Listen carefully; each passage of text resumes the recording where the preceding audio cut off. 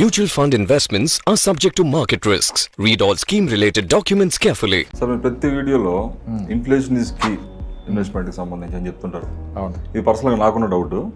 Inflation question ప్రతి టాపిక్లో 7% ఉంది ఇన్ఫ్లేషన్ అని చెప్తుంటారు. కానీ నేను చూసిన డేటా ఎక్కడైనా కూడా ఇంక్లూడింగ్ ఆర్బీఐ డేటా దానికి సంబంధించి కూడా 5% ఉంది ఇన్ఫ్లేషన్. సో ఇప్పుడు ఇక్కడ ఒక కామన్ మ్యాన్కి ఇన్వెస్ట్మెంట్ చేయాలనుకున్నప్పుడు ఈ 5% 7% డిఫరెన్స్లో వాళ్ళ రిక్వైర్మెంట్ కార్పస్ పెరిగిపోతుంది, డిఫరెన్స్ వస్తుంది, చాలా డిఫరెన్స్ వస్తుంది. వాడు ఇన్వెస్ట్మెంట్ ప్లానింగ్ మారిపోతుంది, మొత్తం అంతా కంప్లీట్ గేమ్ చేంజ్ అయిపోతుంది. ఇక్కడ ప్రెషర్ క్రియేట్ అవుతా. ఇప్పుడు మీరు చెప్తున్నది వాళ్ళ పర్స్పెక్టివ్లో మిస్లీడింగ్ డేటా లాగా అనిపిస్తుంది. సో దాన్ని ఎట్లా డిఫరెన్షియేట్ చేస్తారు మీరు? యాక్చువల్ డేటా ఏంటి ఇన్ఫ్లేషన్ సంబంధించి? డేటా వదిలేండి సార్, బై బుక్స్ వెళ్ళొద్దు. నేను స్ట్రాంగ్ బిలీవ్ నేను ఏం చేస్తానంటే ఒక 300 పేజీలు బుక్ చదివిన దానికన్నా ఒక 70 ఏళ్ల వయసులో ఉన్న వ్యక్తితో మనస్ఫూర్తిగా 30 నిమిషాలు మాట్లాడండి, చాలా విషయాలు తెలుస్తుంది. More knowledge. రియాలిటీ వేరు, బుక్ వేరు. బుక్ ఎందుకు రాస్తాం సార్? ఎక్కువ మందిని మెప్పు కోసమో ఎక్కువ కాపీలు అమ్ముడుపోవడానికో విషయాన్ని ఏదో మంచి చెప్పండి, మంచి కూడా రాస్తాం, కానీ అట్లా బుక్ కానీ డేటా కానీ స్టాండర్డ్ కాదు, జనరలైజ్డ్గా చెప్పడం స్టాండర్డ్ కాదు. ఇప్పుడు నేను ఏమంటే ఎవ్రీథింగ్ ఫ్రమ్ అవర్ లైఫే తీసుకోవాలని చెప్తాను ప్రాక్టికల్గా.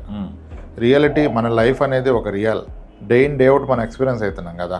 మన తల్లిదండ్రుల ఎక్స్పీరియన్స్ వాళ్ళే మనకి రిఫరెన్స్, బుక్స్ కాదు, డేటా కాదు రిఫరెన్స్. మన పేరెంట్స్, మన గ్రాండ్ పేరెంట్స్ మనకి రిఫరెన్స్. సో ఇప్పుడు సరే, ఒకవేళ నేను పొరపాటున లేదా నేను తప్పుగా చెప్తున్నాను, ఇన్ఫ్లేషన్ 5% ఉంటే 7 చెప్తున్నాను అనుకోండి, ప్రాక్టికల్ ఇన్ఫ్లేషన్. దానివల్ల ఒక మనిషికి మీరు అన్నట్టుగా రిక్వైర్డ్ కార్పస్ పెరిగిపోవడానికి ప్రెజర్ బిల్డ్ అవ్వచ్చు. కానీ మనకేమంటారు, కీడించి మేలంచమంటారు కదా. అంటే కావాల్సిన దానికన్నా ఎక్కువ టార్గెట్ చేయడం వల్ల వచ్చే ప్రాబ్లం ఉండదు, డబ్బు ఎక్కువ అవడం ప్రాబ్లం రాదు. అయితే నేనేం చేస్తానంటే, నేను ఎప్పుడు కూడా నాకున్న రిసోర్సెస్లో నాకున్న క్లయింట్స్ ద డేటా, నేను I don't go by anything else, it's all clients experience. ఇప్పుడు సరే, ఇన్ఫ్లేషన్ అన్నారు, ఇన్ఫ్లేషన్ అంటే ద్రవ్యోల్బణం, ధరలు పెరగటాన్ని ఇన్ఫ్లేషన్ అంటున్నాం. అది ఎంత పర్సెంటేజ్ ఇప్పుడు మనం మన లైఫ్ నుంచి డిరైవ్ చేద్దాం. సో అట్లీస్ట్ నా లైఫ్ మీ లైఫ్ నుంచి డిరైవ్ చేద్దాం. ఇప్పుడు ఇన్ ద ఇయర్ 2000 నుంచి 2004 వరకు నా ఇంజనీరింగ్ జరిగింది. నాకు గుర్తుండి ఈవెన్ 2004లో నేను ఖమ్మం బస్ స్టాండ్ ఎదురుగా ఒక బేకరీలో టీ తాగా ఉన్నా, ఫేవరెట్ టీ, రిలేటబుల్. ఆ టీ ఆ రోజు 2 రూపీస్, ఆ టీ 2 రూపీస్. అది గాజు గ్లాసు, పెద్ద గ్లాసు. ఈవెన్ బాదం టీ కూడా 2 రూపీసే. క్వాంటిటీ ఎక్కువ, అది అద్భుతమైన టేస్ట్ ఉండేది. ఈరోజు నాకు ఆ టేస్ట్ ఎక్కడ దొరకట్లేదు. 2 రూపీస్ టీ. ఈరోజు అదే టీ ఎంతకు వస్తుంది? లీస్ట్ 12 రూపాయలు, 12 రూపాయలు అయింది. ఆ క్వాలిటీ లేదు, ఆ క్వాంటిటీ కూడా లేదు ఈరోజు. ఓకే, చిన్న పేపర్ కప్. ఇప్పుడు 2004 నుంచి 2026కి 22 సంవత్సరాలు గడిచింది, అంతే కదా. 22 సంవత్సరాలు వేసుకోండి. ఇప్పుడు సరే, 7% ఇన్ఫ్లేషన్ నేను చెప్తున్నా. అట్ ద సేమ్ టైం మనం లాస్ట్ ఒక వీడియోలో కూడా ఈ ఇంట్రెస్ట్ ఎంత అనే క్యాలిక్యులేషన్ చెప్పాం. 7% అంటే 10 ఇయర్స్లో డబుల్ అవుతుంది, రూల్ ఆఫ్ 72. అంటే 7% పెరిగితే 10 ఇయర్స్లో దాని ప్రైస్ డబుల్ అవ్వాలి. ఇప్పుడు నిజంగా టీ అనేది ఒక నిత్యావసరం కదా, అంతే. హైయెస్ట్ పీపుల్ కన్జ్యూమ్ టీనే కదా, అంతే కదా. ఇప్పుడు మరి ఆ 2 రూపీస్ కాస్త 7%లో పెరిగితే 10 ఇయర్స్లో డబుల్ అవ్వాలంటే మొదటి 10 ఇయర్స్లో 2 రూపీస్ కాస్త 4 రూపీస్ అవ్వాలి. నెక్స్ట్ 10 ఇయర్స్లో 4 కాస్త 8 అవ్వాలి. లేదు ఇంకో 2 ఇయర్స్ ఉంటే 8.5, 9 రూపీస్ అవ్వాలి. మరి ఇప్పుడు అసలు 10 రూపీస్కి ఆ క్వాలిటీ టీ లేదు, ఆ క్వాంటిటీ లేదు కదా, దాంట్లో హాఫ్ క్వాంటిటీ 10 రూపీస్ అయింది కదా. Here it shows inflation must be and 7, at least 7. ఇది నిత్యావసరాలను ఒకటి మాట్లాడుతున్నాం, కానీ ఒక పర్సన్ యొక్క లైఫ్ ఎక్స్పెన్సెస్లో, రోజువారీ ఖర్చుల్లో, ఇతని జీవితకాలం ఖర్చుల్లో మేజర్ ఇన్ఫ్లేషన్ హిట్ అయ్యే కాంపోనెంట్స్ ఏంటంటే హెల్త్ కేర్ అండ్ ఎడ్యుకేషన్ మాట్లాడుతున్నాం. వాటి ఇన్ఫ్లేషన్ చాలా ఎక్కువ, 13%, 12%. Health care is 14%, education is 10-12% మాట్లాడుతున్నాం. మనం బేసిక్ ఒక టీ మాట్లాడాం, అట్లాగే ఇడ్లీ మాట్లాడుకోండి. మీరు ఇడ్లీ మాట్లాడుకోండి సార్, ఇడ్లీ ఎంత కొన్నారు ప్లేట్, ఇప్పుడు ఎంత? మిల్క్ మాట్లాడుకోండి, లీటర్ మిల్క్ ఎంత, ఈరోజు ఎంత మాట. ఇది కదా ఇన్ఫ్లేషన్, ఇది కదా మన లైఫ్లో రియాలిటీ. ఎక్కడో డేటా ఎట్లా రియాలిటీ అవుతుంది? 10 ఇయర్స్కి డబుల్ అయితే 7%, 10 ఇయర్స్ ఎక్కడ పడుతుంది డబుల్ అవడానికి? ముందే అయిపోతుంది కదా. అందుకనే పెట్టుబడి పెట్టేది కూడా అంత ఇంపార్టెంట్. నువ్వు ఎంత సంపాదిస్తున్నావు అనేది ఎంత ఇంపార్టెంటో, దాన్ని ఎంత బెటర్గా ఇన్వెస్ట్ చేస్తున్నావు. ఇన్ఫ్లేషన్ బీట్ చేయాలి, చేయకపోతే ప్రాబ్లం. అంటే ఒక స్టెప్ అహెడ్ ఉండాలంటున్నారు మీరు. అసలు ఫస్ట్ ఇన్ఫ్లేషన్ క్లియర్గా అర్థం అవ్వలేదు. ఇప్పుడు 7% కనుక రిటర్న్ రాకపోతే I'm losing my money. 7% return వచ్చినా మళ్ళీ దాని మీద ట్యాక్స్ కడితే I'm losing my money. Tax లేకుండా ఇన్ఫ్లేషన్ పెరిగిపోతుంది, కాంపౌండింగ్లో పెరిగిపోతుంది కదా. సో అందుకనే రియాలిటీని మీరు ఆలోచిస్తే inflation is not less than 7 in any which way. ఒక మనిషి ఓవరాల్ ఖర్చులు చూస్తే 7. ఇప్పుడు ఈరోజు జీతాలు అంటే మనం లక్షలు మాడుతున్నారు, కోపం వస్తుంది. కానీ ప్రాక్టికల్గా మనం చాలామంది చూస్తున్నాం. నెలకి 2 లక్షలు, 3 లక్షలు, 4 లక్షలు, లక్ష. ఈ 3 లక్షలు, 2 లక్షలు అనేది ఒకప్పుడు ఒక వ్యక్తి ఆస్తులు. ఆడిగిండ్రా 4 లక్షలు ఆస్తుంది, 3 లక్షలు ఆస్తుంది. ఇప్పుడు జీతాలు అయిపోయింది, నెల జీతాలు అయిపోయినాయి. కానీ లైఫ్లో అప్పుడున్న కంఫర్ట్, కాన్ఫిడెన్స్ లేదు ఈరోజు. It's all primarily because of ఒకటి లైఫ్ స్టైల్ అప్గ్రేడ్ చేసుకున్నారు. దట్ ఈజ్ అగైన్ మనం చేసాం లైఫ్ స్టైల్ ఇన్ఫ్లేషన్ వేరు. ఆ ఇన్ఫ్లేషన్ కలిపి కొడితే ఆడికి వచ్చి కూర్చున్నాం మనం వీరు. ₹1,00,000 జీతం వచ్చేవాడు ధైర్యంగా బతలు, రేపటి మీద భయమే ఉంది వాడికి, భరోసా లేదు. వీటన్నిటికీ కారణం ఇన్ఫ్లేషన్. ఇన్వెస్ట్మెంట్ చేయాలంటే ఇన్ఫ్లేషన్ అర్థం చేసుకోవాలి, ఈ రిటర్న్ క్యాలిక్యులేషన్స్ అర్థం చేసుకోవాలి, భవిష్యత్తు అవసరాలు అర్థం చేసుకోవాలి. ఇవన్నీ బుక్స్ నుంచి కాదు, మీ లైఫ్ నుంచే.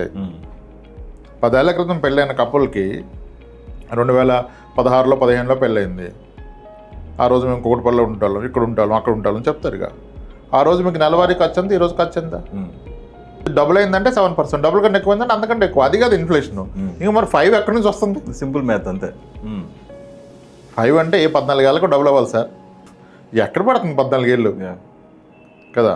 అందుకనే జీతాలు పెరిగినాయి అనిపించినా అవసరాలు తీరట్లా.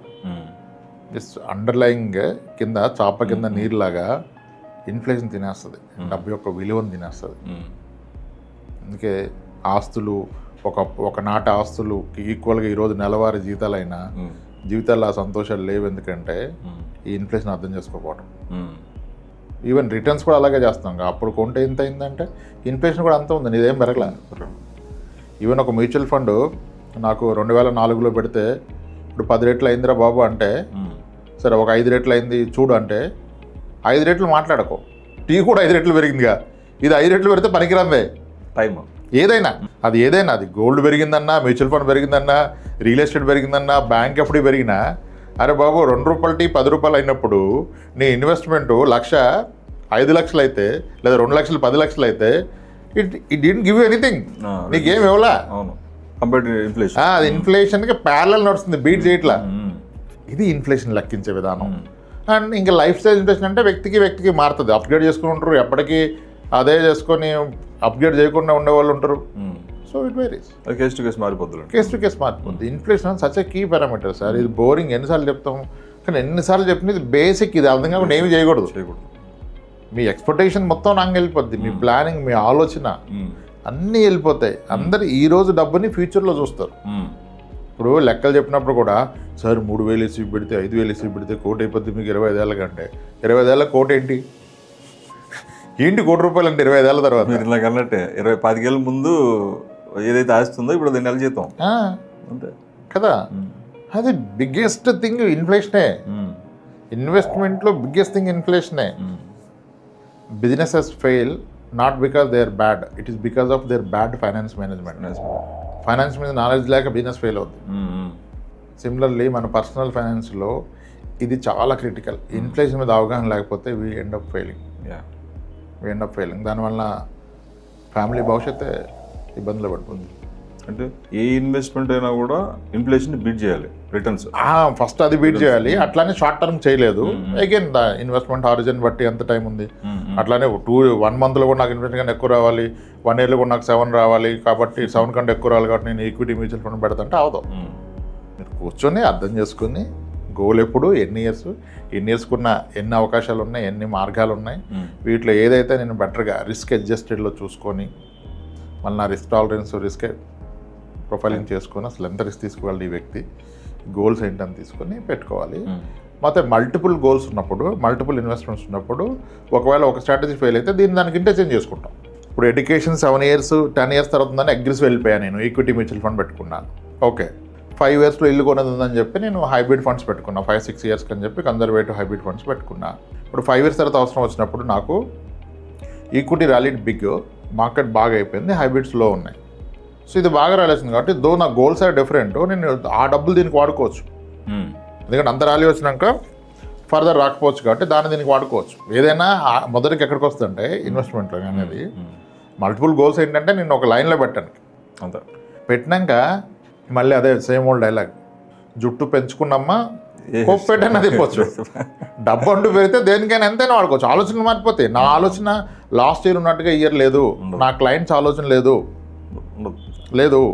ఒకప్పుడు మేము ఒక క్లయింట్ పాపకో బాబుకో సార్ ఈరోజు మనకి పలానా సిబిఐటీలో పలానా గోకురాజ్ రంగరాజులో పలానా అక్కడ ఇక్కడ ఇంత అవుతుంది సార్, మా అక్కయ్యల పాపని జాయిన్ చేశారు, 12 లక్షలు అయింది, 14 లక్షలు అయింది, 18 అయింది, మహేంద్ర యూనివర్సిటీలో 20 లక్షలు అయింది సార్ అని మాట్లాడుకుంటే ఈరోజు వాళ్ళ ఆలోచన మారిపోయి సార్ ఇవి కాదు సార్ నెక్స్ట్ లెవెల్ అని మాడుతున్నారు వేరే కాలేజ్, అది ఈరోజు 40 మాడుతున్నారు. మరి ఆలోచన మార్పులే, ఏది కూడా స్టాటిక్ కాదు, ఎవ్రీథింగ్ ఈజ్ డైనమిక్. ఆలోచనలు మారుతాయి, మనుషులు మారుతాం, మన అవసరాలు మారుతాయి కదా. కాబట్టి ఇన్ఫ్లేషన్ కూడా డైనమికే. కానీ మనం ఏ హిస్టరీ చూసినా మళ్ళీ మీరు యాజ్ పర్ డేటా వెళ్తే ఇన్ఫ్లేషన్ 2-3 కూడా కనపడుతుంది మీకు at some point of time the last 30 yearsలో. కాదు ప్రాక్టికల్ అది లేదు ఎక్కడ. ఇప్పుడు నా ప్రాక్టీస్లో నేను కలిసిన వాళ్ళు కానీ నేను కలిసిన వాళ్ళు ఎంతమందిని కలిసాం, 96 years వాళ్ళని, 85, 89 ఎంతమంది. ఇప్పుడు ఎవరిని చూసినా కరెక్టే సార్ మీరు చెప్పింది అన్నారు, కానీ వాళ్ళు తప్పని చెప్తే దే ఆర్ రైట్ జడ్జెస్ కదా. ఇప్పుడు మొన్న క్లయింట్ వచ్చారు, వాళ్ళ తాతగారు 1952లో ఎమ్మెల్యే, 1952లో హైదరాబాద్ స్టేట్ అంట, అక్కడ ఎమ్మెల్యే.